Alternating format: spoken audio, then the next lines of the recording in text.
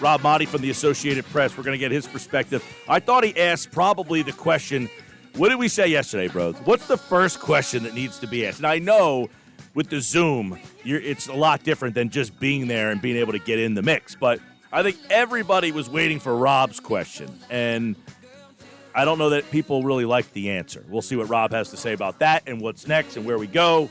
Rob Maaddi from the AP covers the Eagles, and he joins us now on the Boardwalk Honda Hotline. Welcome back, Rob. How you been, pal? What's up, fellas? How are you?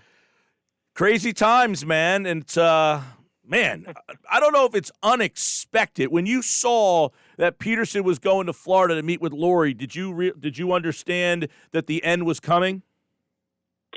I started thinking the end was coming, actually, Sunday when the Eagles leaked reports to the national media that there were some issues with Doug Pederson. Once you do that, once you start leaking that information out there, how could you possibly keep the guy around?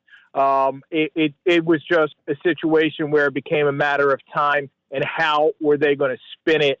And ultimately they decided on vision and whether Doug Pederson really, had that vision of wanting to win in 2021, and the Eagles' vision is of a transition period, accumulating draft picks, going young, rebuilding.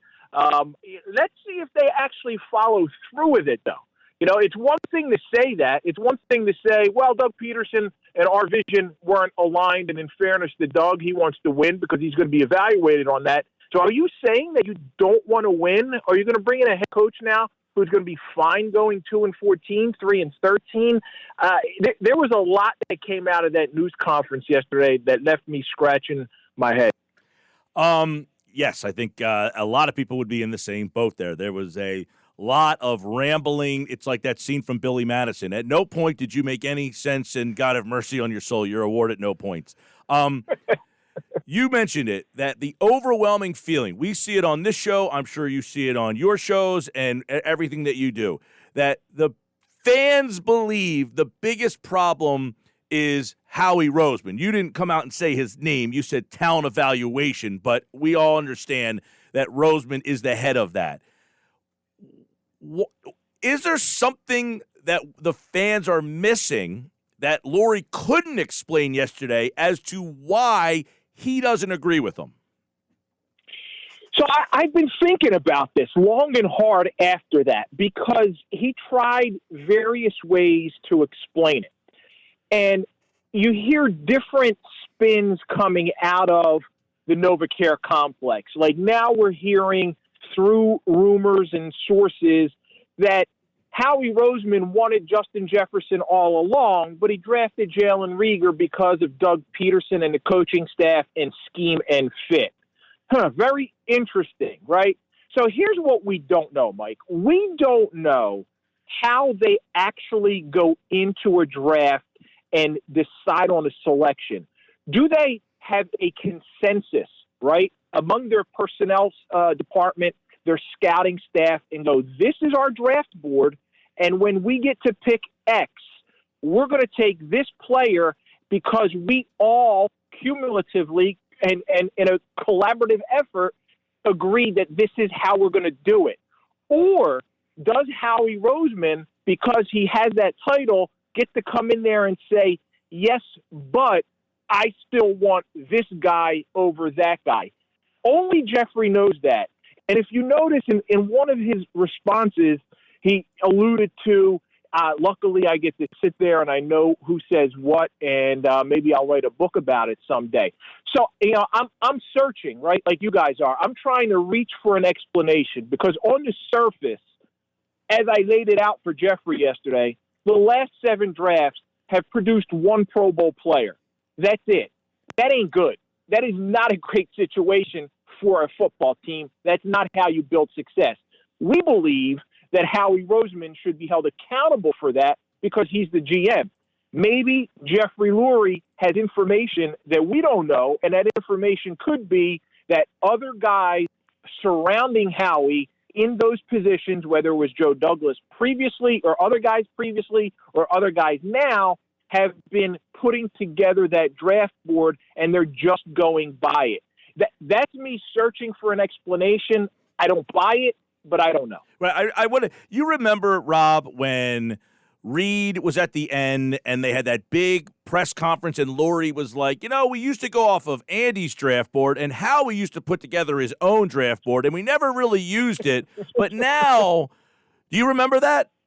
Yes. And he was like, so we're going to start using Roseman's draft board and incorporate it with Andy's draft board. So essentially he was like, oh, we used Andy's, and then Andy had a couple bad drafts. But it was like Roseman was down the hallway putting together his own draft board for all these years, but nobody ever looked at them. And at the end they were like, wow, these things are actually pretty good. Let's start using yours. That whole thing was, I guess, around 2010-ish. It was a bizarre situation, but I feel like we've never been able to truly know how much influence and power Roseman gets and what drafts he has truly been the head of. And maybe that's what Lurie's saying. I'm not trying to answer for him, but maybe that's the way.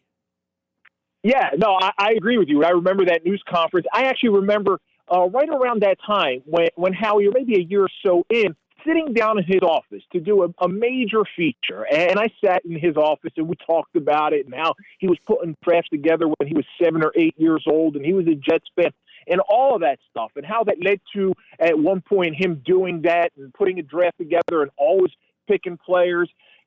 That, to me, is the only explanation, is that Jeffrey Lurie believes, based on information that he has and that Howie's giving him, that some of these draft failures are not solely on Howie Roseman.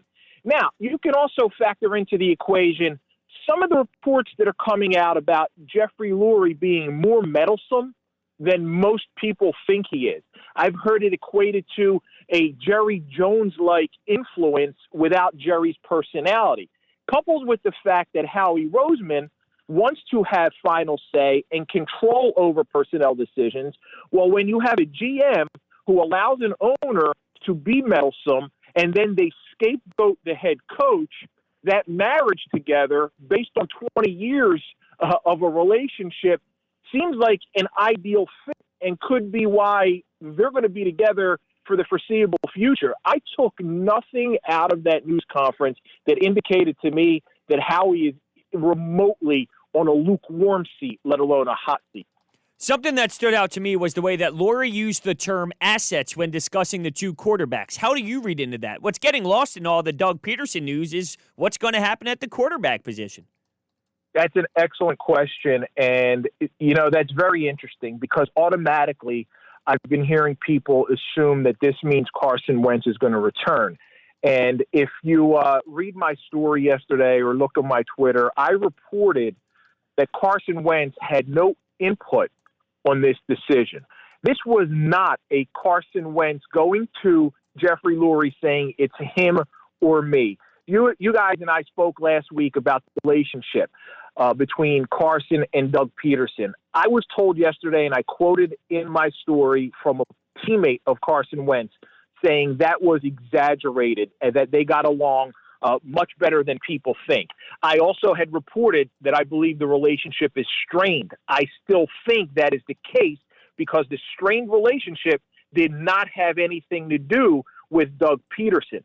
So that said, I don't think we can assume that Carson's back because when Jeffrey says he's an asset, Hurts is an asset, we want to get younger, we want to transition, we want to accumulate a volume of draft picks.